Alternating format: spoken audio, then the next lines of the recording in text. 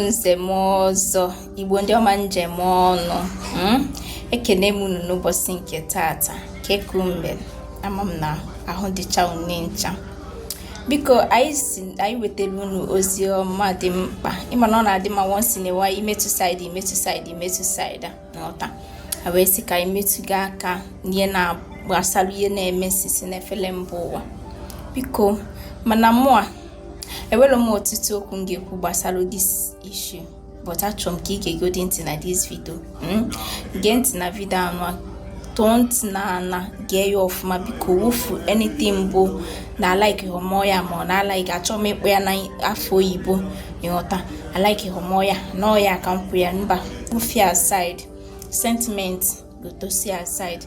Let's just listen to this video from A to Z. Then you weigh your own opinion. Please, if you are dropping in comment section, drop it without any madinaya. You got no sentiment. Just drop your own personal opinion in comment section. Click your like button on your notification and subscribe if you come across this video and you have not subscribed in our channel. Oh yeah, then into the video. Broadcaster nchọrọ ime n'ifia Ijeọma Igwe Bike, I greet you. Broadcaster nchọrọ ime n'ifia yawo emetụ ebe a ife a na-akpọ summary of the activities so far n'ife mego n'ihu akwụkwọ dị mkpọ ya datụ o nwere ike iji ime ọkụ n'isi inezekwa isi gị ọkụ n'afọ ịma ivi na-eme ọtụọ n'ihu ịma ivi na-eme ọtụọ na brokos nya mgba nchọrọ ịgba chakakpuma nchọrọ ịgba kịta ndị ọya atụ ya aka nkụ mana ọ ịmazi ebe ọ tụrụ Amanda Chisra, I know your topic but I'm laughing already. Did you notice the difference in the way our connection woman is working na video made this early morning? Agbahuzo were mgba ohechi. Agbahuzo were mgba ohechi. Every day. Show agugo or not show agugo. Show agugo every day. Pota.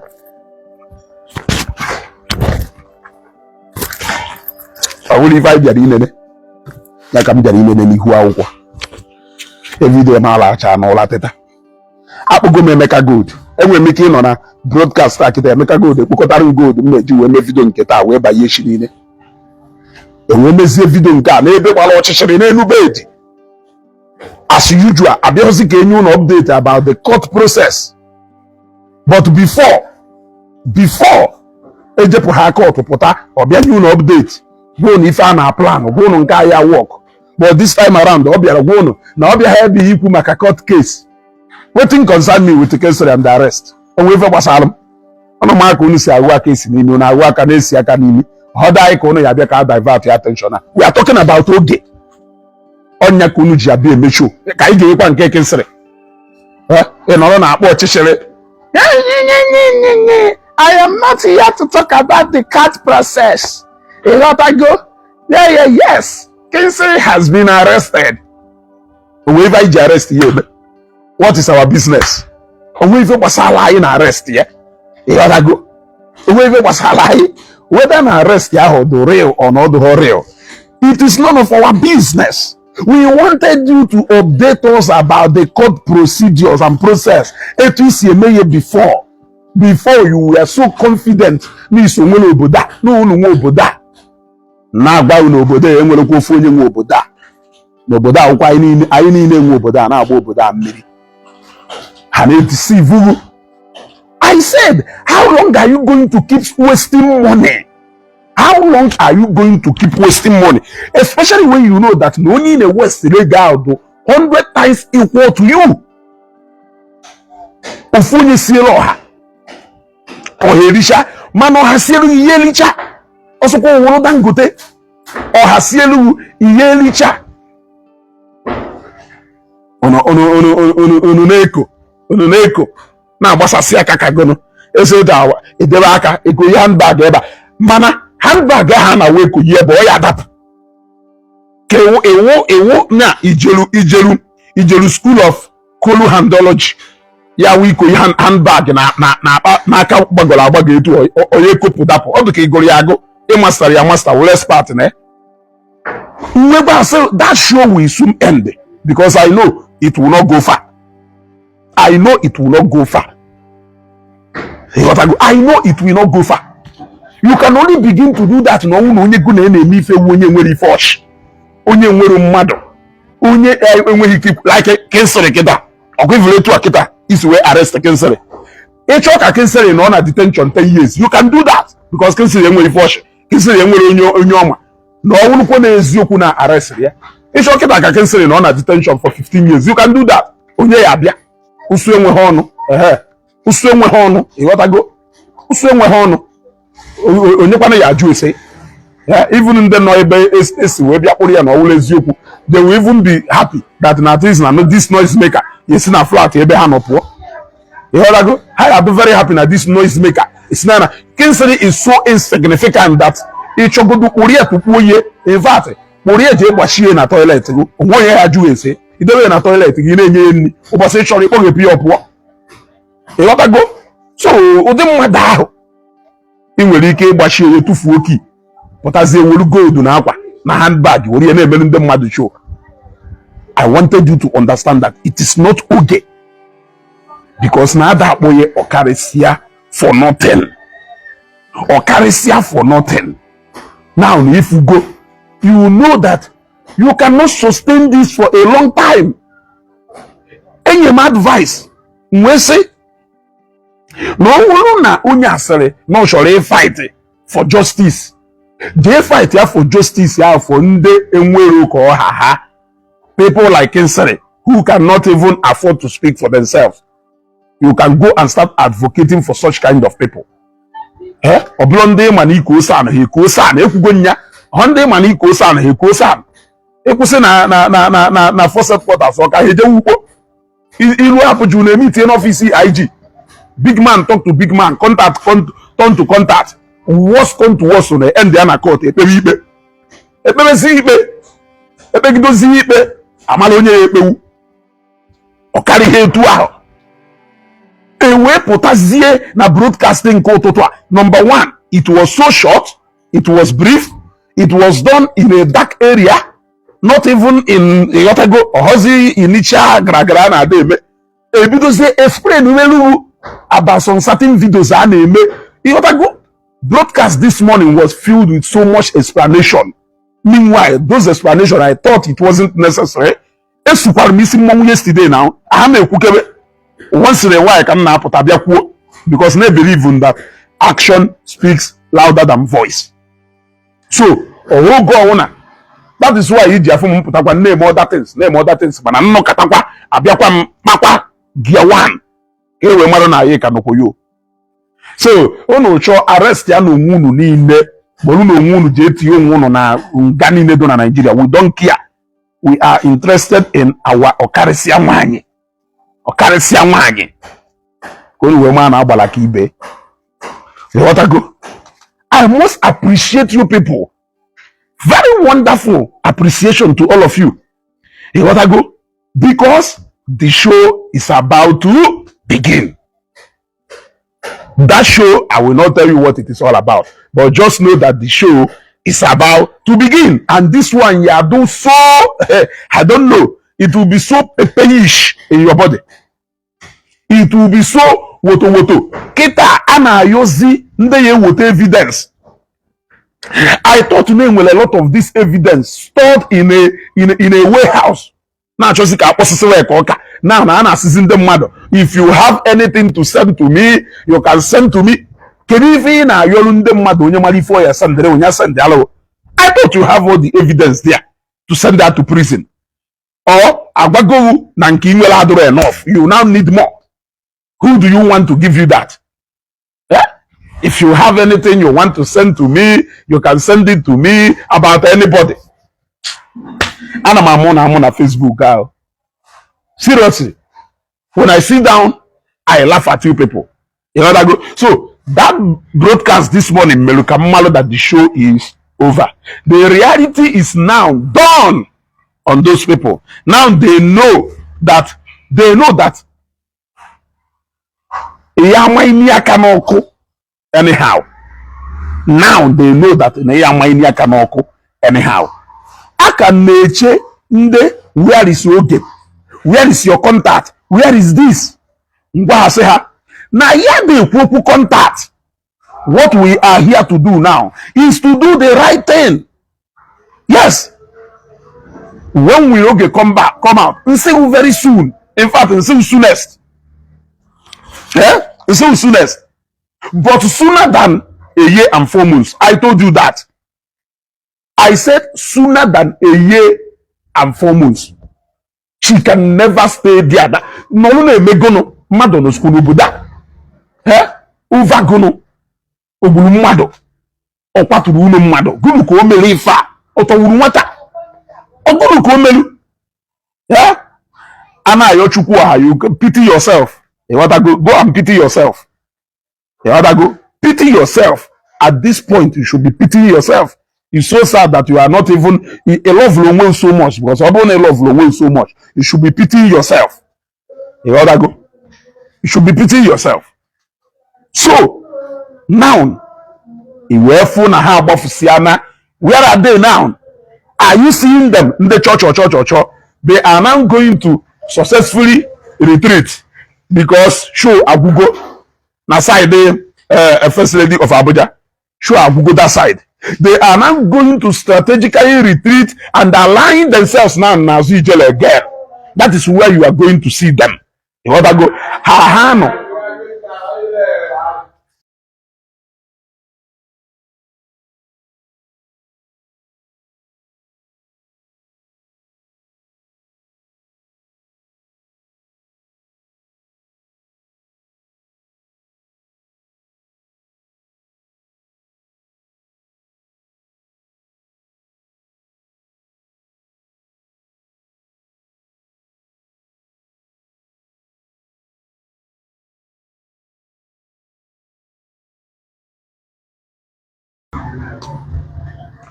You want to go?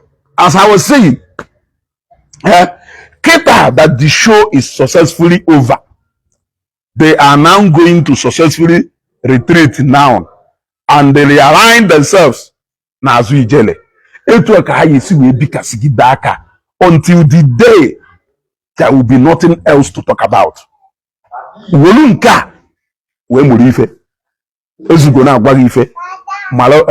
Malona Adam ekwu for nothing. Adam ekwu for nothing. This okay, man. Let me even use this opportunity to advise you about these fair weather friends. Friends that when it seems like the ships are down, they will all run away. Be very careful about those friends.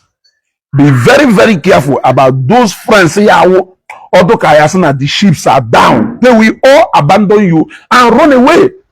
Their sense of reasoning will change overnight. All those things has to get for the past 2, 3, 4 years will change in their mouth. You want to go? It will change in your mouth, in their mouth. It change overnight. Now that is answering gonna ever when now I am not one of those people who are watching addressing. I say no. I don't even have time to address this one, but you keep addressing them. I'm talking about Mwikuku now. I will keep preparing him. He can continue to talk and fight like a coward. I don't blame him. Onya Jake strategically reduce one way to a bono now. Where when he want to throw a stone, he will throw it, but he will want to divert the direction of the stone to somewhere else. When he made a post that now pictures of Reverend Fathers, they now support to go Evangelist Ebuko Bimbo, but now they are against him. What happened? Oife Odelu Okuru no ya. I published it. I was waiting to hear or to see a group of Reverend Fathers numbering to 10, 15 or 20. He went and they put the picture of those same people, Aima, no how in that area. Now, does it mean that After all this, why these people now saying Evangelist Ebuka Obi Melunka Menka, that it is only those three Reverend Fathers that can be able to speak out? What happened to others? Others? Kenife Melufa? Does it mean that others have a platform in which they can speak out for people to hear them? In today's day, I am on a social media and they play a very important and critical role. A what ago? Now he posted the video of the picture of Father Nwebe, Father Mbaka, and Kelafe, Father Kelvin Ugu. The same three people. Then he asked the most dumb question I've ever heard since in Juweno na Facebook. Can you question now? Let me sit properly because now direction of our own change.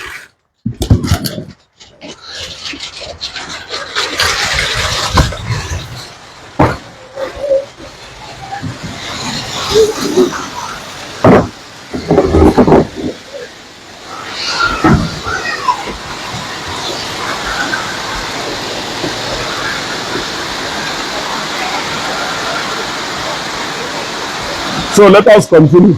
Meaning also, but I don't know if you people can hear me. Can you people hear me?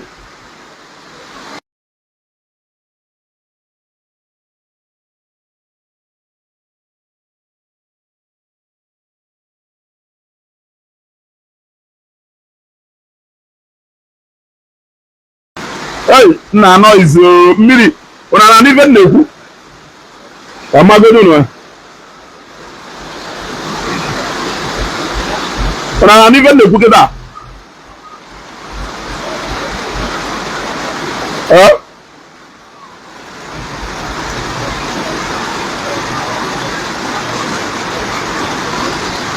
I've got my voice here.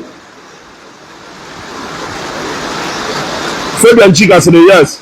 Yes, we are hearing you. Yes, we are hearing you. Why am I saying I'm on a phone now?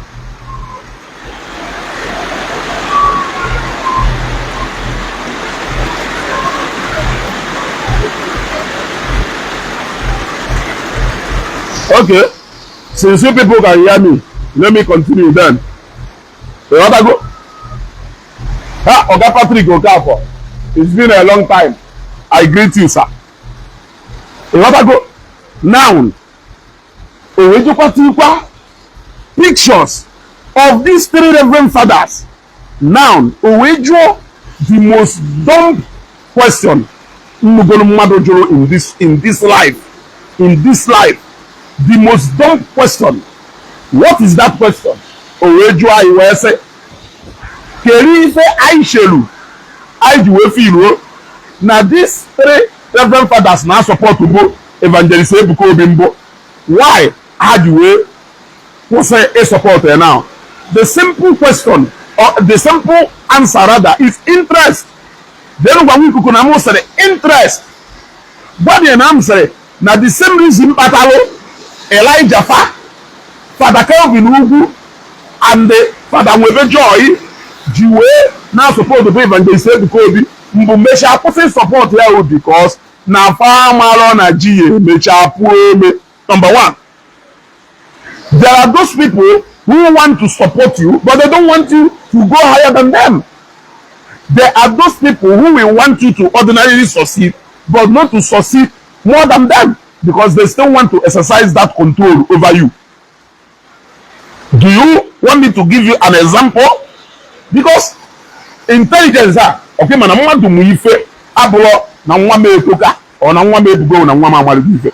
I keep telling me na you missed it out when you could have then addressed the problem between Evangelist Ebuka Obi and Father Mbaka, instead of you turning overnight a pendulum because you want to start fighting back. At the process of doing that, you lost your originality, and since that time you keep wandering in the wilderness. Even when you want to say something, you lack enough words to express yourself. because you have lost that your original position. Ebe a ịkwụbụ mbụ wee na-agbachakapụ oge mgbe ịgbachakapụ ọ na-ada. And since iji wee bido ime, unlike what happened to J Park, look at your platform, your Facebook page, and we go pay. Are you not aware? Don't you know when Wikuku was happening? That was when he was in his rightful place. In his rightful place. But the moment Obidore corner drama, so he lost his originality. Today, Facebook page here, and we go pay. As open go and go. But what I know is that I am still getting as much audience as I want to get. So I am still convinced I can name as much audience in Chori. So I am still happy with the engagement in the way. But some of you are a Google page you no pay because you decided to align with those people who are not even standing with you, and you think you can please them. You cannot please them. Now, let me answer your question in a clear vision. You in a joy, kerife patalo. Nda ekwala afa juwe na support to go evangelist because be mecha wait on way against him. Kerife the family. Mwese kangwa brother. He answered that question from only looking at only one angle.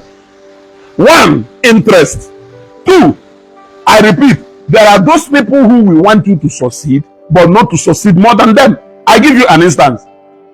It was Rotimichi Bike Amwechi in River State that supported Ezenwa Nyesom Wike to become the governor of River State. Why do you think that out of everybody that na Amwechi Pikiri Nyesom Wike? Why do you think?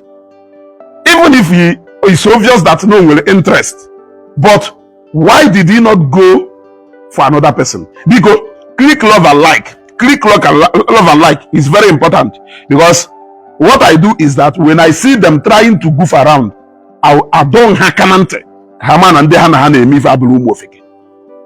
Click on love and like, or only share about this video. Share this video.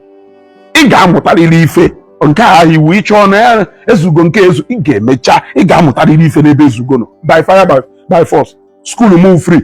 You don't need to pay school fees. But you won't ya pass really. You don't ya pass. Me make do ife e pass ya na school la. Okali hetua. As I was saying, Ameshi we get pick ye. Ezenwa Nyesom Wike. Only interest you, which of course I've answered you that number one, why they supported him, but they let us stop supporting him. Interest. You know, usually when people fail to get what they want, they will react like tigers. You see? Now, number one, Amechi feel that na no make Ezenwa Nyesom Wike governor. Of course, Oman Ezenwa na Wike ye benefit. Meaning gono, not your cause succeed here.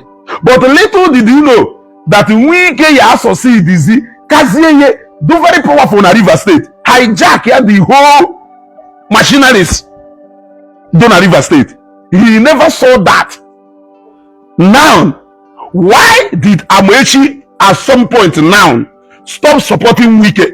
In fact, as we speak now, Wike will act enemy. It's a question I'm asking you, just like Wike is now asking us now. Yeah? Just like before, Elijah of Enugu, Jesus Christ of Enugu, Oshendo of Emene, Akajiak one of Enugu, Odendike one of Emene, Jia support to bu evangelist Ebuko Bimbo, Omecha support to Devezie, Uwejua Uwesego, Kerifiche, Amechi Jiweno Kata, Pussy support to Wike. In fact, Wike became his number one enemy in River State. But this was somebody who actually played a very important vital role in making him to become governor. Interest. Along the line, Wike became so powerful in River State that Wike, Amechi refused to now understand that Namwa Ebugo. And similar to what is happening in Enugu and Lagos, Keluzi Ono Amechi Potalo market enwe ike gwa ndị mmadụ na Wike nwere integrity, gwa ndị mmadụ na Wike can deliver, gwa ndị mmadụ na Wike do blessed, that Wike has been chosen to lead Rivers State. Now the battle now is, how can I go back to these people and tell them again now this same person not spiritually qualified, not does spiritually qualified. If you say it is you battling with your own word. And when you see people, okay, look, let me make it clear. Let me make it clear so that you can understand. Anyway, I will make it more clearer in Anambra State when I use the case of Anambra State to give you another instance, because I want to use practicalities around us to answer Nikuku question on Ajo. You want to go? I have eke. I not comprehend. Or even now. Now, fast forward to time Meshi. Question number 1 answered. Now they want to go that in as much as they want you to succeed, but they don't want you to be more successful and more powerful more than them.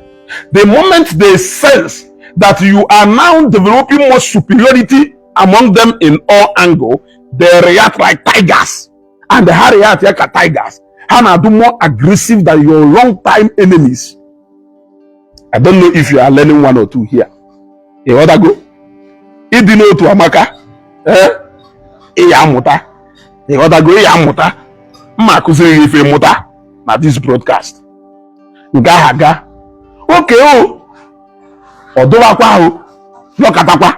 Election luwe kwa. Wike enu. Jekwa woputa fubala. Obviously, Onwerike Fubala by himself may not even manage, or in fact cannot even be governor of Rivers State today. But we all know that it was Wike that picked Fubala. It was Wike that financed Fubala. It was because of Wike that Fubala is governor today. He supported him with money, supported him morally and otherwise, physically and otherwise. And Fubala became governor. According to Wikuku, question Wikuku na ajua ita atawo. Kerifo ji we uze Wike nwanu support buru Fubala. Kanya na Fubala na anuzioko today. Can you people help me and answer this guy? Question na water.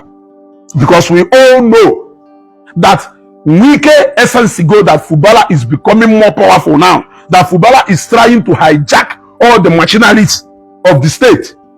And when he successfully succeed in doing that, of course, a man exchange go button. In order for him to stay relevant in Rivers State, in order for him to show Fubala that he is still in charge of the structures in Rivers State, there comes the fight. And usually, if you see where two friends are fighting, in regard to one interest on other, honor go more brutal than where two enemies are fighting. Share this video. Click on like and love. It is very important.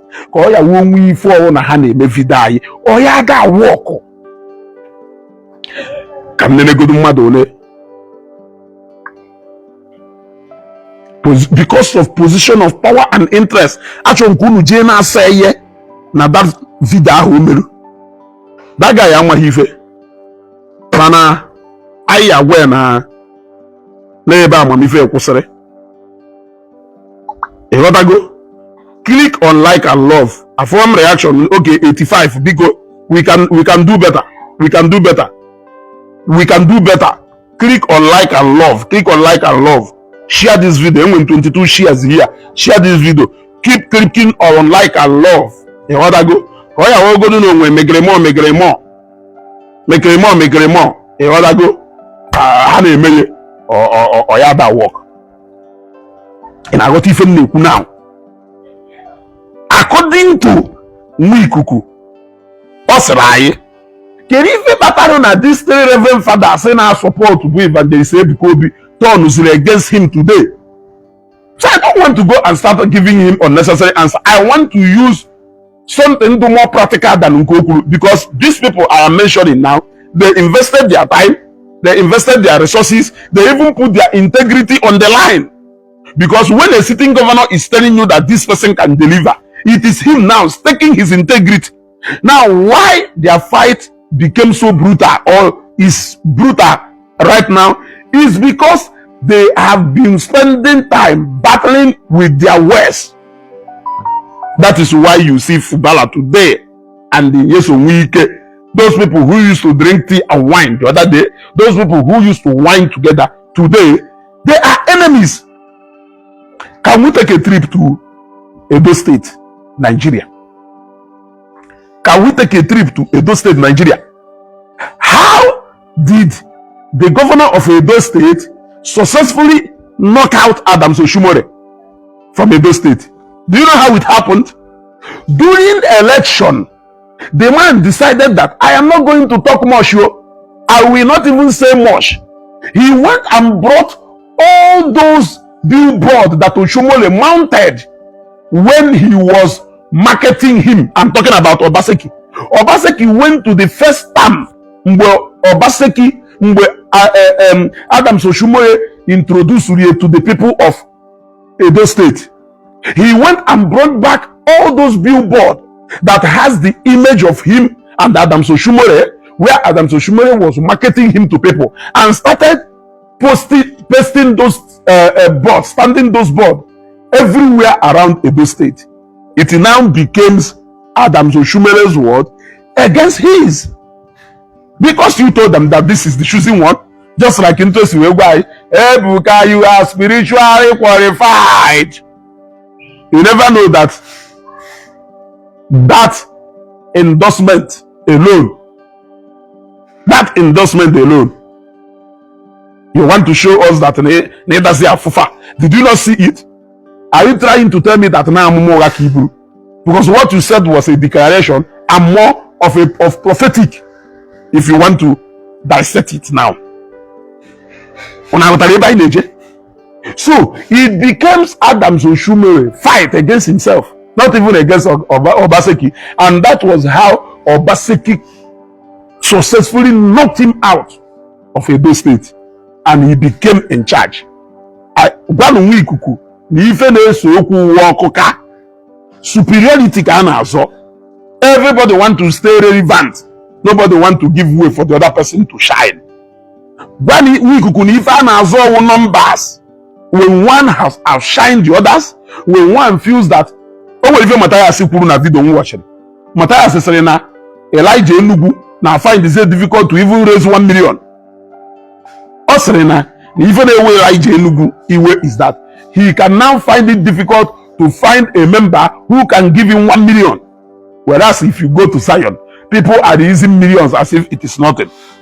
You want to go? Because now we will not run away from the fact that a lot of people adore us who saw Ifeanyi as Zion and they left adoration and they ran to Zion. So if I put up only one, and that is why when they keep saying that it is people that will determine. In politics, people will determine how powerful you are. Because none of them are JB Fadro. Eba from the election, case election, actually make open ballot system. Or onyemara na zonyo ojokuleba. So if we have 50 million people in Zion and we have 5 million people in adoration, what does it show you? What it show you is that power has changed hands. In order now about church, is it all about numbers? Everything we do in this life is all about numbers. Even the souls we win for Christ. That is why I also say, no, na do anyway. It is numbers. Only now you will joy in heaven over one soul turned to Christ. What do you think will happen to 50 million souls or 10 million souls? In honor, is it all about numbers? No. Jeku nenu pulpit na abu imo fiopu. Makana ohozim uno binde mother kena choke ekota. And I say, is it all about numbers? That a prophet will sit down and be evangelizing or talking or prophesying to more than 40,000 people at a time. And I say, is it all about numbers? So when you have to see somebody na watch claim no in ministry 10 years even before evangelism Bukobi we bata kokeke jechalami kelebe butu edo kokeke jechalami kelebe butu edo and they go so what is practical in akonya nyampo and they go so what is practical in akonya nyampo Even eselu nda like iseburu na ha like iburu evangelist Ebuka Obi before mesha turn against him. Wo na ha furu na onye a carrygo ha all the same thing na eselu Simfubala and the Wike, all the same thing selu Wike and Amechi, all the same thing selu Obaseki and the Adam Soshumole, all the same thing selu Chris Nwabezengige na ndebe Oba, all the same thing. In case if you don't know. In case if you don't know, the only person who did not fight dirty the same way this clergyman say fight today, who Peter Obi, he went away and respect you way over your corner. Chasi Soludo Wambafo did the same thing. He went away, and the Wilobiano, I heard that nonsense in Anambra State. It ended during the time of Ndeboba. He wanna go. Oh, Peter Obi, Melu Wilobiano campaign. Measure along the line, whether they agreed or they disagreed along the line, Peter Obi went away. Happy Obiano because he know that this is his time. Oh, Wilobiano, Melu, Chasi Soludo Wamba for campaign. After that, Soludo became in charge. Wilobiano went away. Happy Soludo could maybe fall name. So whether Nongo anoint Ronya or Ngo Sarioku or Golo, what is it? Are you trying to tell us that he cannot be bigger than you? Now, not to bigger than you. You think that the same word did you say? Look, or former head just said, how are these easy? Someone and the former head just saying what? How are these? It's a said, oh, Nyaki, you will be careful about if you put on, because at the end of the day, you will end up fighting with your own words. You think you are fighting anybody? How many times? Evangelist Ebuka Obi na address you. He doesn't have that time. He knows that you are naturally doing what you are supposed to be doing. When bitterness and jealousy possess a man, that man will not even know. You will continue talking until you talk yourself into doom. Now me they talk am now. Like even now we will see you.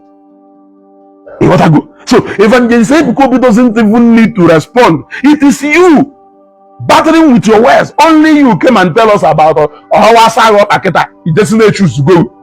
Only you came out and tell us about from Mecca or somewhere Mecca neighbor. Only you came and make reference to official Vancha or Meshalaga Vancha. Go to Kanafu. Only you came and make reference to our virgin, our virgin. Only you talking and responding, talking and answering yourself. What's going to us? We people, we will come and respond to you. You have already said what you needed to say about him a long time ago. It will take you a decade to change what you have said against him. About him. It will take you, whether non go endorse room for candidate does not mean no one and we do not go a weapon. It does not mean that non go a weapon. That is exactly what I am trying to teach this Mwikuku of a boy. Now, let me tell you why you can successfully fight your enemy rather than thinking that you can fight and whoop your friend who you think you have done this for or you have done whatever thing for. Did you see how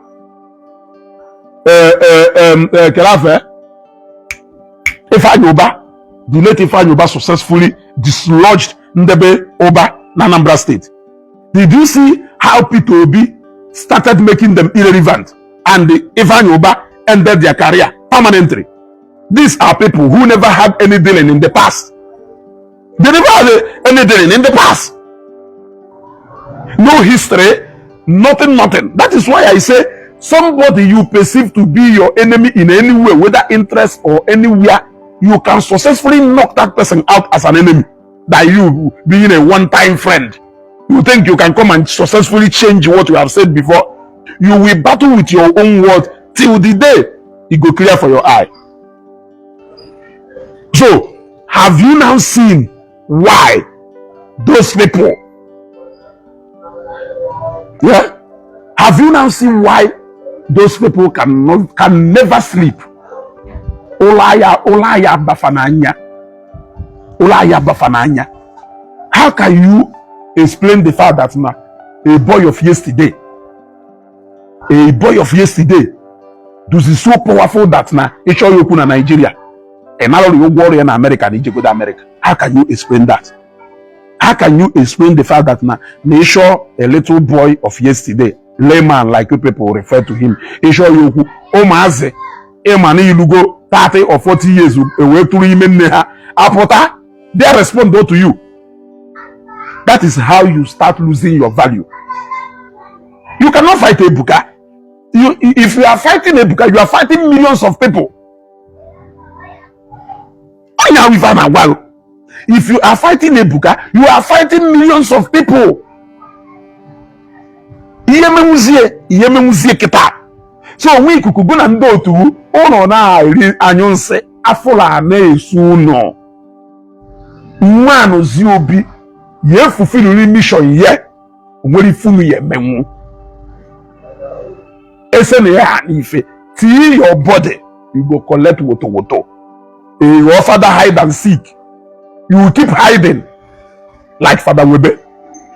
Oka na agbachuo. Very soon, oba plane pilot pilot aye kwebie. O weta ebe ahụ oje. No even na gwa. Very soon embassy o na oje ni na akwụkwọ. Afu ya ba agwa na oye eje. You won't go anywhere. Je no ni fe nyoro. Okwe Reverend Father. You are anointed. Mana eleman ya shwari gido gị na agbagharị ka fugitive. Okari etu a echopụta na aka ọnụ.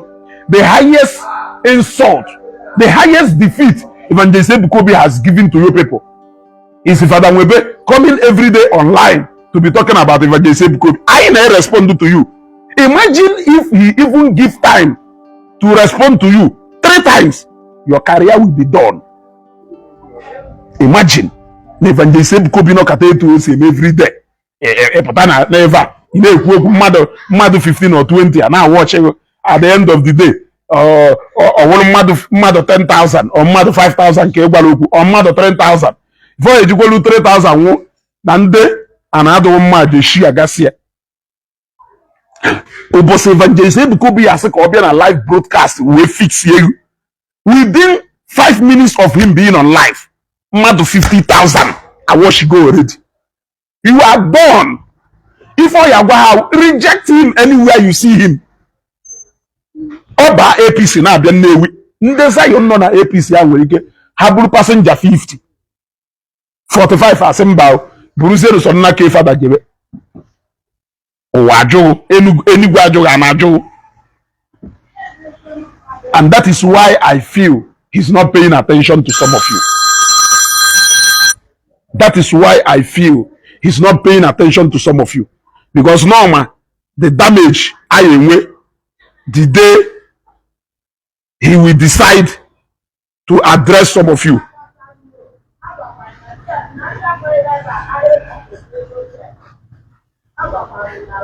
You gotta go. I'm the damage some of you away.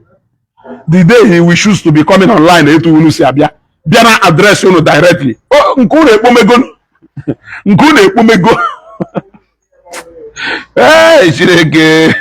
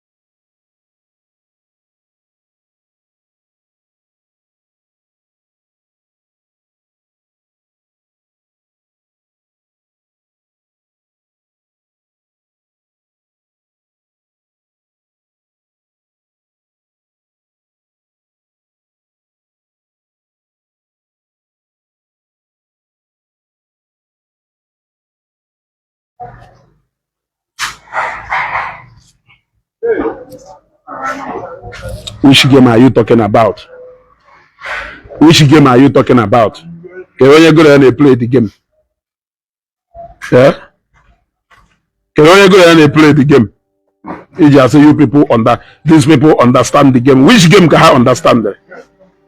Yeah? Answering go now as many as you na derive joy na pụta na akpọ afọ onye akpọ ụnụ n'ụbọchị onye ahụ decide ya ka ọ pụtala ụnụ ụla unu ya ejechasị ọgụnụ ka etu aka ụwa dụ unu ya ejechasị etu aka ụwa dụ.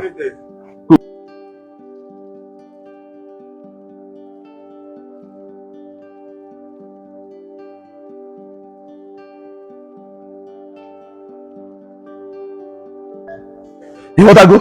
Imagine what will happen ụbọchị ọ ya apụta by camera on a live broadcast na adreesị Fada Nwodejoy nke ya ekpomego onye osokwuru ugugo nwụrụ ụbọchị ụnụ oyi decide ịpụta wee by camera wee sị I want to address these people once and for all nke ya ekpomego ma ọ gwara gị ya and ịma na ife na-agwa gị eziokwu.